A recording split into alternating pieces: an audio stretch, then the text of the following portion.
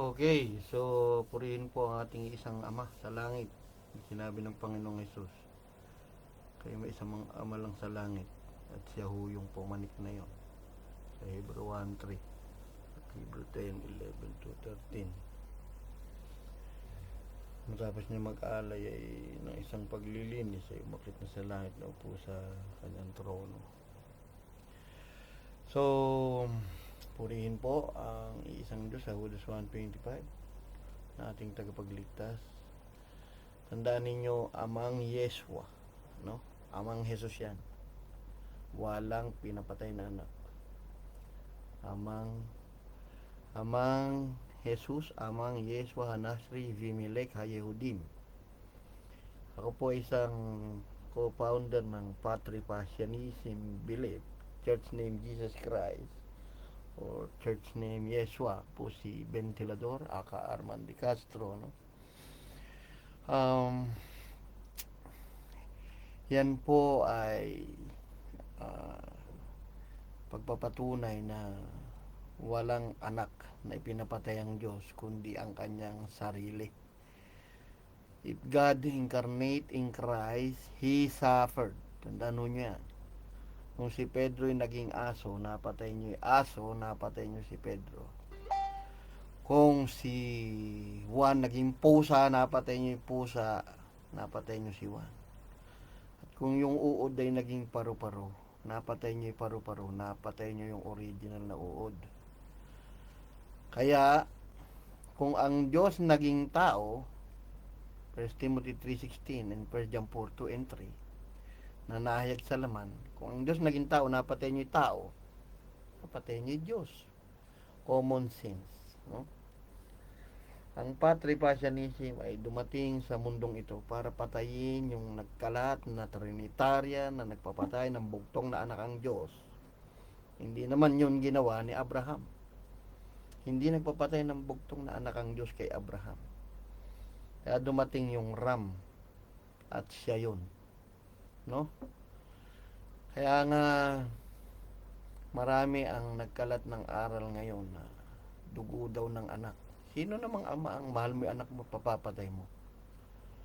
Ganun na lang pag-ibig ng Diyos sa sanlibutan. Kaya binigyan niya kanyang bugtong na anak. Yun po ay talinhaga yung anak na yun. Kaya nga, ganun ang pag-ibig ng Diyos eh. Pag sinabing ng Diyos, isang Diyos lang yun. Kanino kukuha yun ng anak? Kaya sarili niya yun, no? Ngayon, sa maraming pag-aaral na ginagawa ng mga eskola, libo-libong tao na mga pinuno ng sanlibutan ito. Sabi nga sa 1 Corinthians 8:6 kung siya nakilala hindi siya nakilala ng mga pinuno ng sanlibutan ito. Kung siya yung nakilala, hindi nyo sana yan pinapatay. Ngayon, ang tutuklasin natin ngayon, yung ipinakita kay Juan. Nakita ni Juan at narinig niya yung 7 thunder na yon, no? Kaya nga yung 7 kulog na yon na hindi ipinasulat sa kanya, narinig niya, nakita niya, ano? Kasi susulat ko, sabi niya, so naiwan yun sa memory ni Juan, no?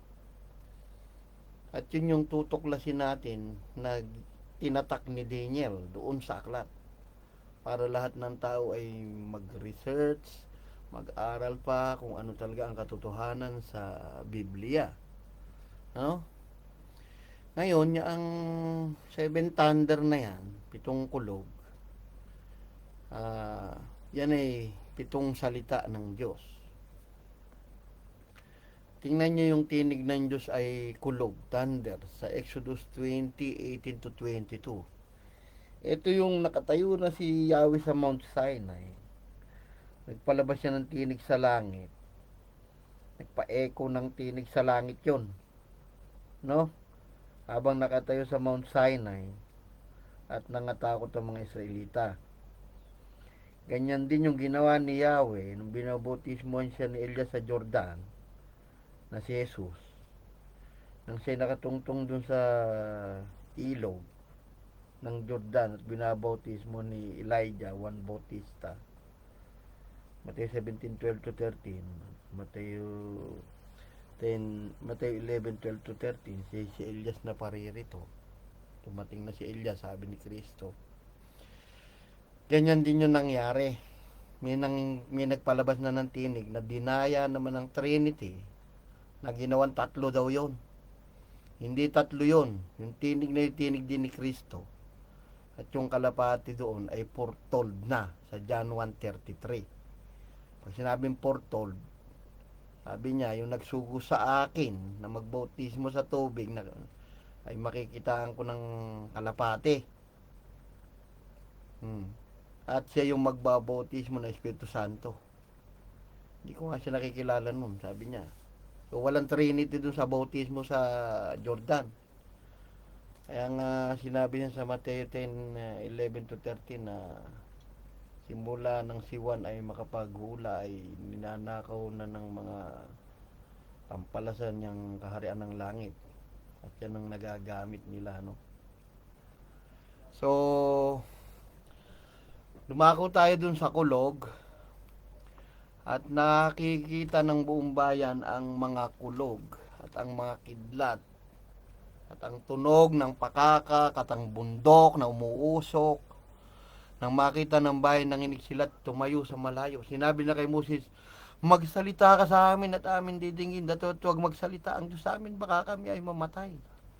Sinabi si Moises sa bayan, huwag kayong matakot sapagkat ang Diyos ay naparito upang subukin kayo at huwag ang takot upang ang takot sa kanya sumainyo upang huwag kayong magkasala. At sinabi at ang bayan tumayo sa malayo, si Moises lumapit sa limot ng kadiliman na kinaroroonan ng Diyos. No? At sinabi ng Panginoon kay Moses, ganito mo sabihin sa mga anak ni Israel, no? Kayo nga ang nakakita na ako'y nakipag-usap sa inyo mula sa langit. Yan, kaya maliwanag yung kulog na yon ay tinig ng Diyos, no? At nakipag-usap nga ang Diyos sa kanila mula sa langit. Ganyan din yung sa Jordan.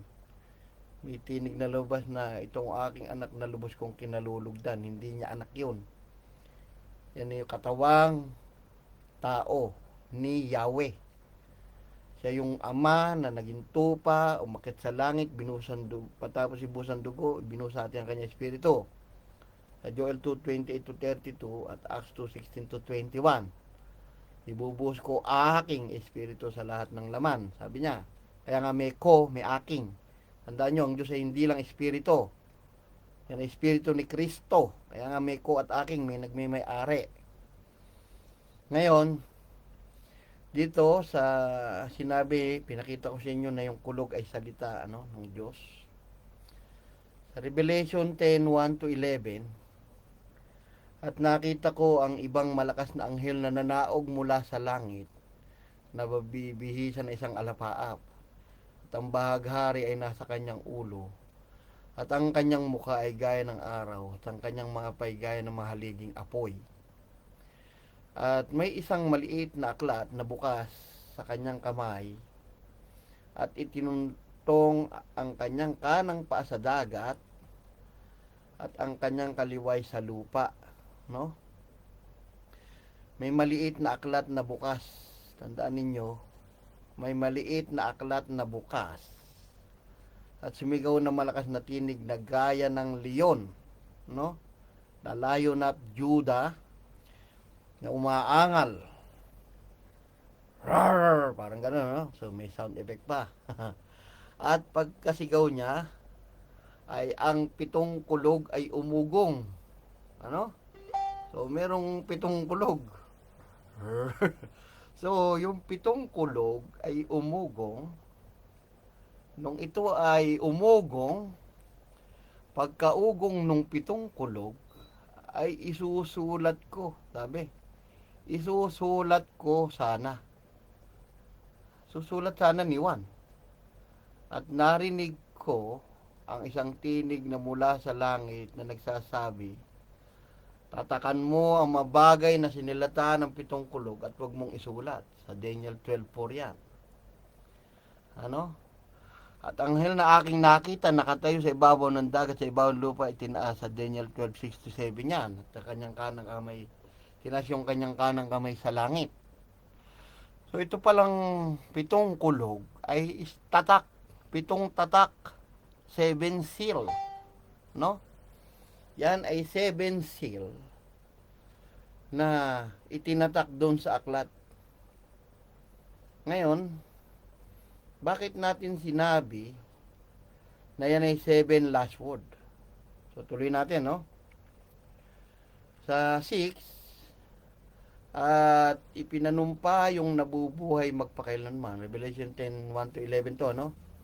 Kung sundan nyo na lang yung sa Biblia nyo, sabihin nyo, dinadaya ko kayo. At ipanumpa yung nabubuhay magpakailanman na lumalang ng langit at ng mga bagay na naroon at ng lupa at mga bagay na naririto at ng dagat ng mga bagay na narito, hindi magluluwat ang panahon, kundi sa mga araw ng tinig ng ikapitong anghel. Tandaan nyo, hihipan yung ikapitong trumpeta na yan, no? Malapit na siyang umihip, sabi rito, ha? Kung magkagayoy ganap na ang hiwaga ng Diyos. Yon. Ayon sa bubuting balita na kanyang sinaysay sa kanyang mga alipin na mga propeta. Kanyang lang eh. Walang Trinity, ano? Sinabing kanyang isinaysay sa kanyang mga alipin, singular lang yang Diyos. Ano? Kaya mga galunggong yung nagpaparami ng Diyos. Tandaan niya. At ang tinig na aking narinig na mula sa langit ay muling nagsalita sa akin. Nagsabi, humayo ka, kunin mo ang aklat na bukas na nasa kamay ng anghel na nakatayo sa ibabaw ng dagat, sa ibabaw ng lupa. Ezekiel 2:8-31. So, may aklat na bukas, no? Na nasa kamay ng anghel. At ako'y naparoon sa anghel na nagsabi ako sa kanya na ibigay sa akin yung maliit na aklat. Yung merong tatak ng 7 kulog na hindi ipinasulat. No? At kanyang sinabi sa akin, kunin mo ito. No? At ito'y kanin mo, pinakakain, yung aklat. At papapaitin ang iyong tiyan, natapot sa iyong bibig ay magiging matamis na gaya ng pulot. Nasa Ezekiel 2 ito, mamaya ilalabas natin, no? At kinuha ko ang maliit na aklat sa kamay ng anghel at aking kinain. At sa aking bibig ay matamis na gaya ng pulot. Ang aking makain, pumait yung aking tiyan, no? Naku, akala niya napakatamis na gaya ng pulot, pumait yung tiyan. At sinabi nila sa akin,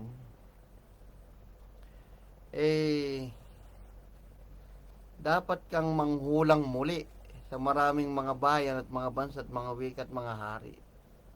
So, may lihim pa, no? Kailangan pa raw manghulang muli. So, ngayon,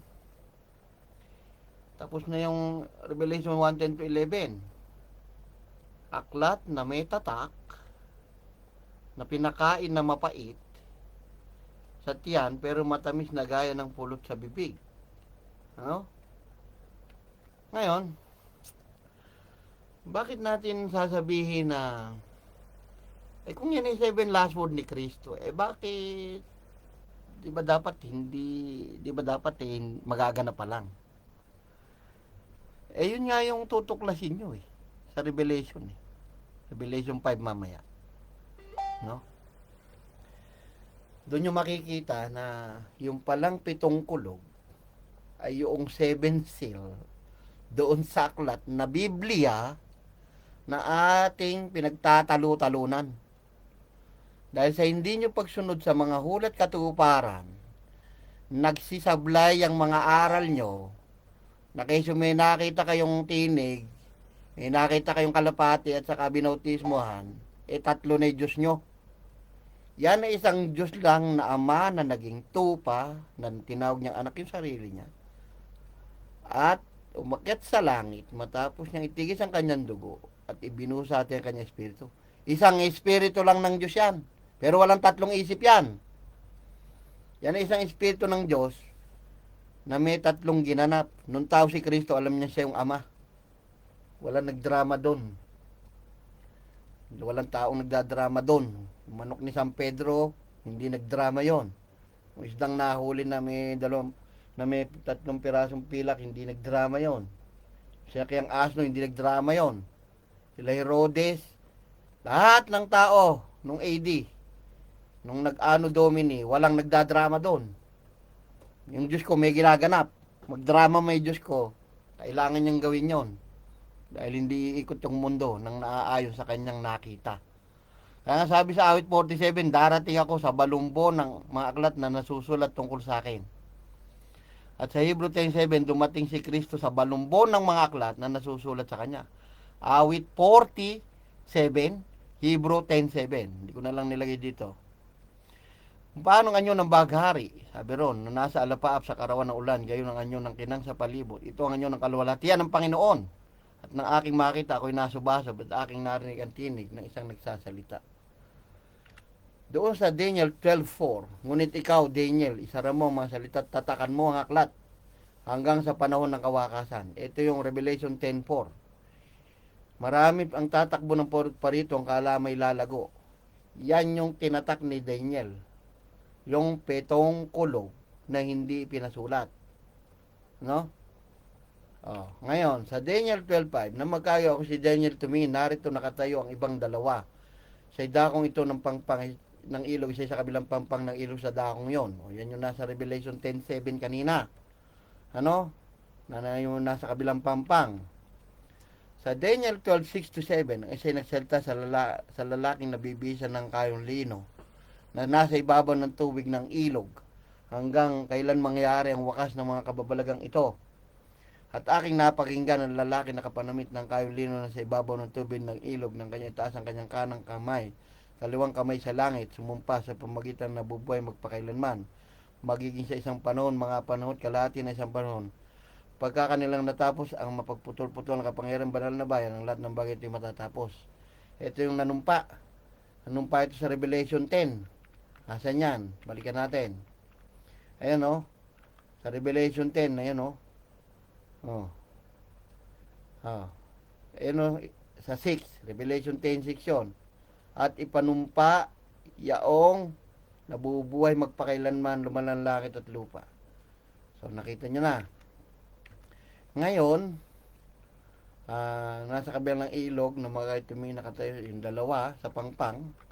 Yung dalawa sa pangpang, nandito yun sa Revelation. Revelation 10, ito, 10:5. Ito, sa kanang pa at kaliwa, 10:2. No? Sa 10:2, yung kanang pa sa dagat, yung isa sa kaliwa. So, katuparan ng Daniel yan. Ngayon, yung Daniel 12, sa Ezekiel 3:1-10, dadako tayo rin sa pinapakain na aklat. Sinabi niya sa akin, Ezekiel, anak ng tao. Kayo yun eh. Tayo yung anak ng tao na yan eh. Pinakakain niyang mana na yan. Yung nasa Bible na mana, nakatawan ni Kristo. Hindi lang sa tinapay na bubuhay ang tao, kundi sa bawat salitang namumutaw sa bibig ng Diyos. Yan yung kinakain natin araw-araw, yung salita ng Panginoong Jesucristo. Nang dumating ang Diyos, kaya nga sabi, tuturuan kayo ng Diyos sa John 6:45, yung ama na, ang nakakarinig ng tinig ng amay, natututo at lumalapit sa akin, sabi ni Kristo. Sa John 6:45, yung nakarang kong video kahapon. Ngayon, dadako tayo sa pinapakain na aklat. Sabi diyan, kanin mo. Saan ba yung kanin na aklat kanina? Revelation, balikan natin. Review natin. Ayan. Revelation 10:8. At ang tinig na aking narinig mula sa langit muling salita sa akin, nagsabi, humayo ka, kunin mo aklat na bukas na nasa kamay ng anghel nakatayo sa ibabaw ng dagat, sa ibabaw ng lupa. At ako'y naparoon sa anghel na nagsabi, Revelation 10 to 10:9 baka akala nyo nandun tayo sa Ezekiel kanina. Wala pa. Babalikan lang natin tong sinasabi rin sa maliit na aklat na pinapakain na matamis na pulot ang lasa, pero pumait yung tiyan. No? So, balik tayo ron sa Ezekiel 3:1 to 10. Balikan natin yung aklat na pinapakain. Sinabi niya sa akin, anak ng tao, kanin mo ang iyong nasusumpungan. Kanin mo ang balumbong ito. Darating ako sa balumbong ng mga aklat na susulat tungkol sa akin, sabi ng Diyos, awit 47 yan, at Hebrew 10:7. At ikaw yumaon magsalita ka sa bahay ng Israel. Sa gayo binuka ko ang aking bibig at pinakain niya sa akin ang balumbon. Sinabi niya sa akin, anak ng tao, pakanin mo ang iyong tiyan. Busugin mo ang iyong bituka ng balumbong ito na aking binibigay sa iyo. Nang magkagay kinain ko at sa aking bibig naging parang pulot sa katamisan. Okay? Ano? Matamis na pulot. So, ibig sabihin, alam nila. Oh, kayo, pag kinain natin yan, kayo lang ang sa akin, matamis na pulot pokyutan na yan. Kayo, pag kinain nyo yan, mapait, galit na galit kayo kay Kristo. No? Kasi nga, hindi nyo pa na pipil yung kasulatan ng Panginoong Hesus. Ha? Kaya galit na galit kayo sa Padre kay Father Jesus no? Yan yung ama namin nasa langit Samba yung pangalan mong Hesus lang Amang Diablo, amang Jesus lang naglalaban. Espiritu ng demonyo at Espiritu ni Kristo lang naglalaban sa mundo. Hapagkainan ni Kristo at hapagkainan ng demonyo. Kaya take your pick, mga nagkalat ng tatlong Diyos at kung sino-sino pang mga Diyos lang sa ote. Kaya mga Jehovah's Witness. Yung Jehovah na yan, si Jesus na yan. Tandaan nyo yan. Ang Jumong no points At sinabi niya sa akin, anak ng tao, yumaon ka. Parang ka sa bayan ng Israel, magsalita ka sa akin, magsalita sa kanila. Pagkat kayo hindi sinugo sa isang bayan na may ibang wika. May mahirap na salita, kundi sa bayan ng Israel. Ayan, yun yung aklat. Pinapakain. Matamis kay Ezekiel. Sa Ezekiel 3:1 to 10, tuloy natin. Sapagkat ikaw hindi sinugo sa isang bayan na may ibang wika, may mahirap na salita, kundi sa bayan ng Israel. Dumating talaga si Kristo, sa bayan lang na Israel. Ngunit, tuloy natin sa 7. Post nyo na lang yung video. Pero ito patungkol lang doon sa katigasan ng ulo ng Israel Kaya hanggang ngayon, hindi sila naniniwala na dumating na yung si Jesus yung Diyos nila. Sa Luke 1:67-68. Saka Lucas 2:16 to 33 na sinabi ni Simeon, dumating na Diyos ng Israel. Sapagkat di nila ako didinggin. Sapagkat buong sambayan ng Israel ay may matigas na ulo. Okay, mga Israelita, calling all the Israelite na hard-headed, titigas na ulo nyo.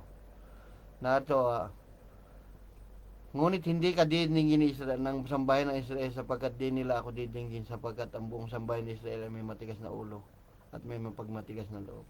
Ngayon, narito, aking pinagmatigas ang iyong mukha laban sa kanilang mga mukha. Pinatigas ko ang iyong ulo laban sa kanilang mga ulo. Ginawa ko para isang diamante na lalo matigas. Kaysa pinki ang bato ang iyong ulo. Huwag mo silang katakutan o manglupay-pay man sa kanila.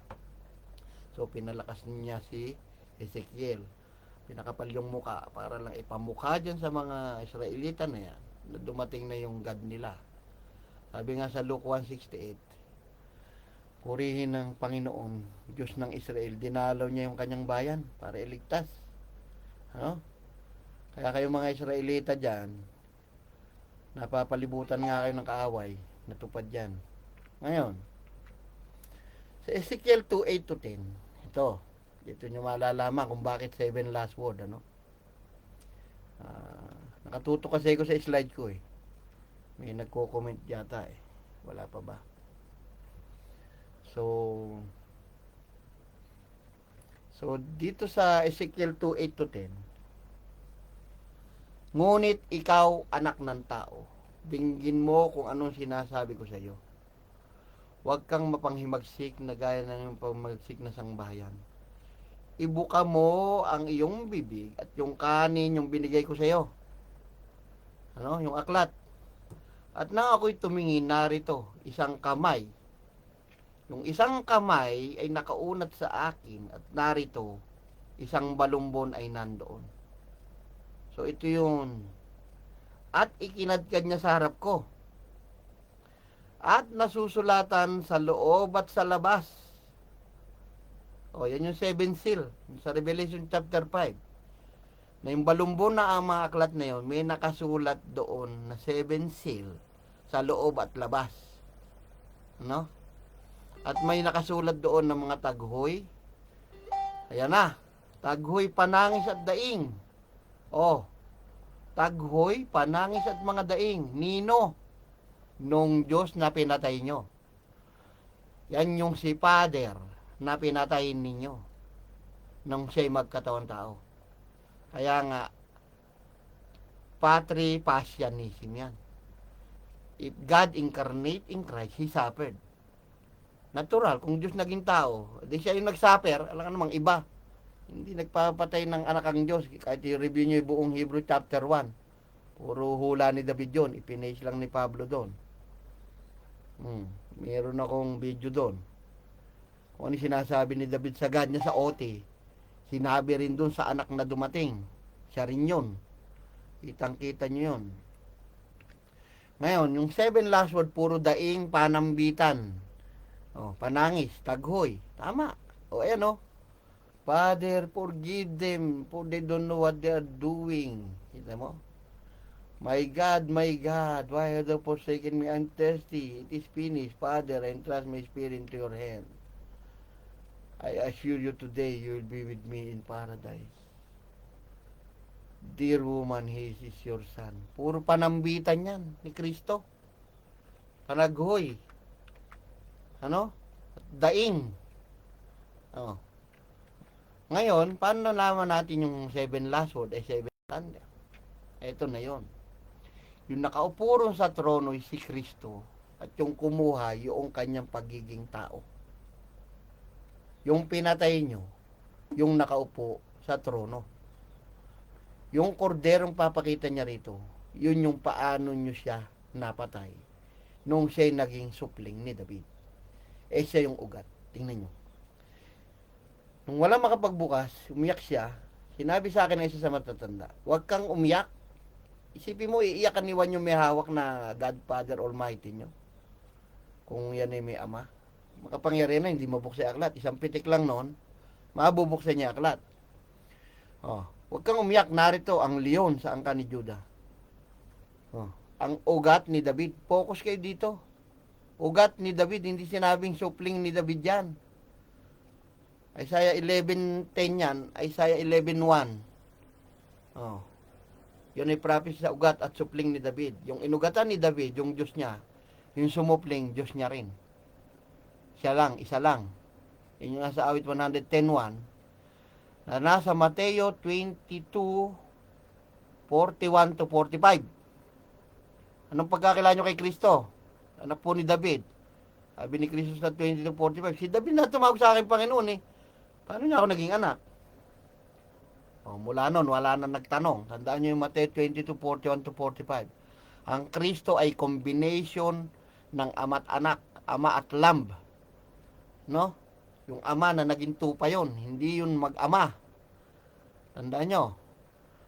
Ang ugat ni David ay nagtagumpay upang magbukas ng aklat ng 7 tatak nito. Nasabi lahat ng kordero yung 7 tatak na yan. At nakita ko sa gitna ng luklukan ng 4 na nilalang na buhay, sa gitna ng matatanda ang isang kordero na nakatayo na wari pinatay, na may 7 sungay, 7 mata, na 7 espiritu ng Diyos na sinugo sa buong lupa. Yung 7 mata, isang mata yan sa Sakaria 14, isang mata lang ng Diyos yung 7 na yan, na sinugo sa buong lupa, nasa kordero, na kay Kristo, ugat ni David, yan din yung nakaupo sa trono. Pinakikita niya lang na kung paano niyo siya pinatay. Kaya nga nang siya lumapit, kinuaklat sa kanang kamay nung nakaupo sa luklukan, yan yung sinabi na darating ako sa balumbon ng mga aklat na nasusulat tungkol sa akin. Awit 47, na nasa Hebrew 10:7. Yun yung kinuha niya. Pinakikita lang, nagaganapin yun. Sa Mateo 5:17, naparito ko hindi para sirain ang kasulatan o aklat ng mga propeta. Naparito ko para ganapin. Ginanap niya yon. Kaya sa Lucas 24:44 hanggang 45, sinabi niya doon na dapat matupad ang lahat sa akin sa nasusulat sa kautusan ni Moises, ng mga propeta at ng aklat ng awit. Moises, yung 12 prophets sa OT, saka yung awit ni Solomon at awit ni David.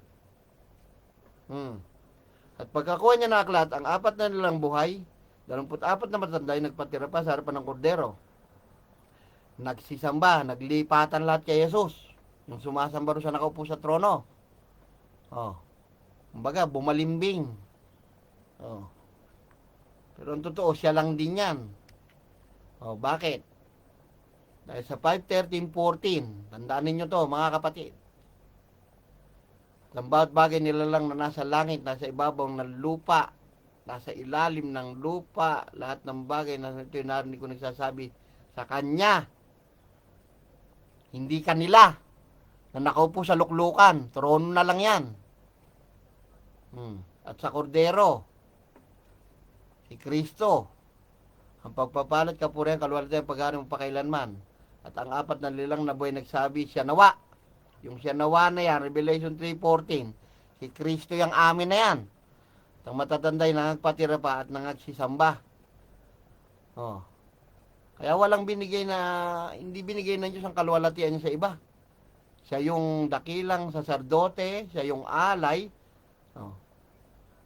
At siya rin yung may-ari nung dakong kabanal-banala sa langit. Kanya lahat yan. Kaya sa kanya nakaupo sa luklukan, si Kristo din yun. Yung kordero, yun yung katawang lupa niya na napatay. Pinakikita niya lang kung paano niyo siya pinatay. Kaya nga ugat yun ni David. Sinamba. Kapag ka sinamba, ang sabi ron sa Revelation 19:10, 22:9, ayaw magpasamba ng anghel, sumamba ka lang sa Diyos. At ako'y nagpatira pa sa kanyang paanan upang siya aking sambahin, sasambahin ni Juan yung anghel. Sinabi niya sa akin, ingatan mo, huwag gawin yan, ako'y kapwa mo alipin. Na mayroong patutuo ni Jesus, sumamba ka sa Diyos. Kapagkat ang patutuo ni Jesus ay siyang espiritu ng hula. Ano ba yung patutuo ni Jesus? Di siya yung Diyos dahil yung espiritu ng mga propeta ay nakay Kristo na. Mamaya papakita ko sa inyo sa 1 Peter 1:10-11. Sa 22:9, sinabi niya sa akin, ingatan mo, huwag gawin niya, sasamba na naman si Juan doon sa anghel. Ako'y kapwa mo alipin, kapatid ng mga propeta. At nang tumutupad sa mga salita ng Allah ito, sumamba ka sa Diyos lang. Kaya bakit sinamba ngayon ng kordero sa Revelation 5:14?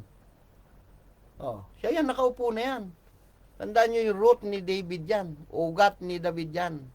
Tandaan nyo, ayan ugat yan ni David. Ayan, ugat. Hindi supling. Ako ang ugat at supling ni David, sabi niya. Ngayon, sa 22:16, nagsugo nung kanyang anghel yung Diyos. Sinabi niya sa akin na mga salitang ito'y tapat at tunay. At ang Panginoon, One Lord ng Israel, ang Diyos ng mga espiritu ng mga propeta, si Jesus na, 1 Peter 1:10-11, nagsipanghula yung mga propeta at espiritu ni Kristo sumasa kanila, ay nagsugo ng kanyang anghel. Yung angel of the Lord, si Kristo din yan. Upang ipakita sa kanya mga alipin na mabagay na kailangan mangyari madali. Nagiging anghel din siya sa OT. Aking anghel, aking anak, yung katawan niya. Tinawag niya mga ganun yon. Akong si Jesus ay nagsugo ng aking anghel upang sa inyo magpatotoo ng mga bagay na ito sa mga iglesia. Ako ang ugat at supling ni David. Sinabi ng Panginoon sa aking Panginoon, ang ugat, tandaan nyo, Isaiah 11:1,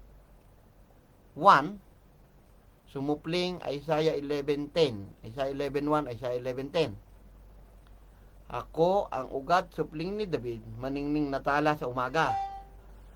So, walang ibang sinamba sa Revelation, walang ibang nagsugo ng kanyang anghel, walang ibang ugat doon, kundi ang Panginoong Hesukristo, si Amang Yeshua, Hanasri, Bimele Kayodim.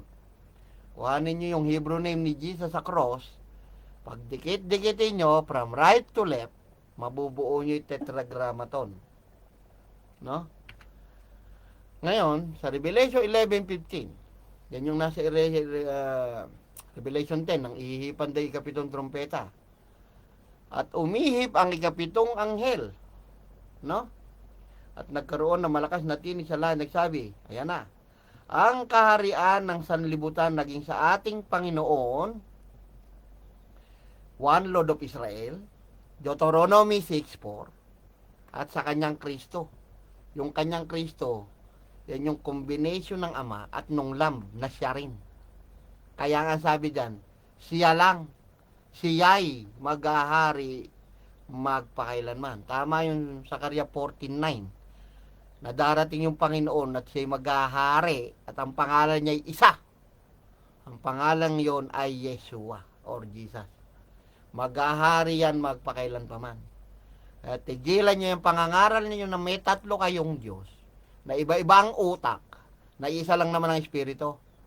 At yung Jehovah nyo, palitan nyo yan ng Jesus, si Yahweh na yung binautismo sa Jordan. Base sa Isaiah 43 at John 1:22-23. Malakay 4:5 at Luke 1:17 at Luke 1:67-68. Dumating na yung Diyos ng Israel. Napakaraming katotohanan sa Bible na yung Ama na ang dumating. Isaiah 54:13, yung topic ko nung nakaraan na Diyos na yung dumating na nagturo sa inyo, na nasa John 6:45. Natuturuan kayo mismo ng Ama. Ang nakakarinig ng tinig ng Ama ay natututo at lumalapit sa akin. Hindi sinabi ni Kristong lumalapit sa Ama. Sa Kanya raw kayo lalapit, dahil sa yung isang Ama na yon nasa langit. Palitan nyo yung dasal nyo ng Ama namin na sumasalat ka, sambahin pangalan mong Jesus, sambahin pangalan mong Yeshua yon, dahil Lord's Prayer niya yon. Kaya sabi sa John 14:14, ano mang hilingin sa pangalan ko, gagawin ko. Hindi yung tatay nyo, walang Ama yung Diyos. Nagkalat kayo ng mga sablay na aral nyo, tigil-tigilan nyo yan, nagpaparami kayo ng Diyos. Kaya nga sa Deuteronomy 6:4, God of Israel is one Lord lang. Sino ba ang Lord of Lords sa OT? Deuteronomy 10:17, si Yahweh. Sino ang Lord of Lords sa New Testament? Jesus na lang. Wala na ibang Lord of Lords dyan. At yung mga pandaraya nyo rin sa 1 Timothy 6:14-16, encounter ni Pablo yon. Hindi niya natititigang, nananaan sa liwanag. Binulag siya. Na walang kamatayan dahil natawag pa siya, alam niyang patay na. At di nyo nga yun makikita dahil yun ay nasa langit na. Ginagamit yan ng mga tao na pandaraya. Ng tao ang Panginoong Hesus. Hindi nyo pwedeng gamitin yan dahil yan encounter ni Pablo. So, purihin po ang Panginoon. Sabi nga rito, I said therefore unto you that you shall die in your sin, for if you believe that I am He. Ako siya. Hindi sinabi ako'y lalaki. No? You shall die in your sin. Kaya nga sabi sa John 8:21, tuloy nyo yung talata. Then said they unto him, who art thou? And Jesus said unto them, even the same that I said unto you from the beginning. Sa Tagalog, siya rin yung tinuturo ko sa inyo mula pa ng una. So, purihin ang ating isang Diyos na buhay, ang ating Panginoong Jesucristo na pinagbawal na ipangaral sa Acts 4:11-18. Pinagbawal yan kila Juan at Pedro na ipangaral ang pangalan yan. Sinabi nila Pedro, kanino kami susunod? Sa Diyos o sa tao? Yan yung Diyos na pinangaral. Kaya sa 1 Timothy 3:16, wala nang pagtatalo. Si Jesus lang lahat ng laman nun. Andun yung sa kabilang video ko, na yung God na ng Israel na nagturo sa inyo. So, bisitahin nyo ang aming website. Andyan ho, yung Patri, sa Father, Pasya isa Passion. Christian belief ho yan. Belief ang Patri Passionism. Para patayin yung mga nagkalat na nagpapatay ng anakang Diyos na hindi ginawa ni Abraham. Tandaan nyo, church name Jesus Christ lang ho yan, o Yeshua. Wala kaming ibang templo, kundi ang Panginoong Jesucristo at siya ang aming katawan ng templo niya. Tandaan nyo ninyo yan, ang Diyos ay hindi espiritu lang. Ang Diyos ay espiritu, tapos mali ho yun. Ang Diyos ay espiritu ko, sabi ni Kristo sa John 4:23. Kahit basahin nyo yung John 4:24.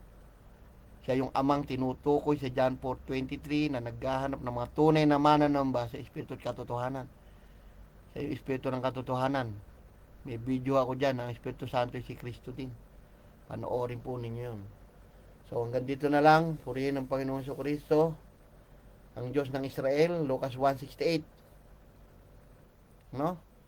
Dumating ho yan para kayo turuan. Nasa sa John 6:45 yan. Ito po, si Arman De Castro. Nagsasabi sa inyo na maraming salamat sa mga nanood, sumubaybay. Muli po sa aming pagla-live. sa ating Panginoong Yeswa, Jesus Christ, ang papuri, paggalang at pagdakila sa Judas 1:25. Huwag kayong Jesusang uso na wala sa puso. Ginamit nyo lang siyang batong panulukan sa simbahan ninyo. Natupad sa inyo hula, pero sinipa nyo at naging batong katitisuran sa inyo. So, manumbalik kayong lahat sa iisang Diyos ng Israel na dumating sa balumbon ng mga aklat sa awit 47 at Hebrew 10:7. So, paalam na po. Ito si Ventilador Arman de Castro ng Patripasyanism Belief, Christian Belief, paniniwala, hindi yan reliyon o sekta. Ang pangalan na aming relihiyon ay Yeshua o Jesus Christ. Ano? Sige, ako'y magpapaalam na. Maraming salamat sa inyong pagsubaybay, sa inyong pakikinig. Maraming salamat sa time ninyo.